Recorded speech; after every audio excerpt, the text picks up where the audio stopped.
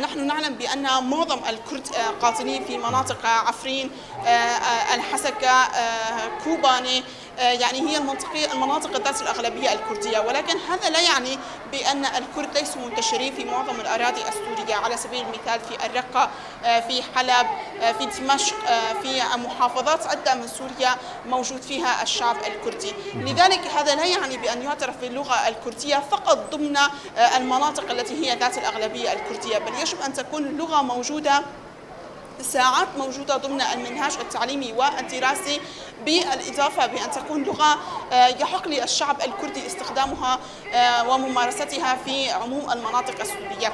على سبيل المثال سعيد، نحن نعلم بأن هناك مناطق كانت واقعة في ظل الإدارة الذاتية لشمال وشرق سوريا وتم دخول الحكومة المؤقتة عليها، على سبيل المثال الرقة، الطبقة، دير الزور، منبج.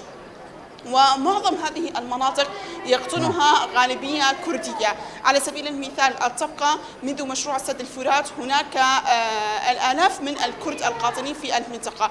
كذلك الأمر في الرقة، أيضا يوجد كرد أصولهم من مدينة كوباني مقيمين في الرقة منذ 50 إلى 60 عاما، يعني هذه ليست بالسنوات القليلة. أيضا المشهد ذاته في منبج.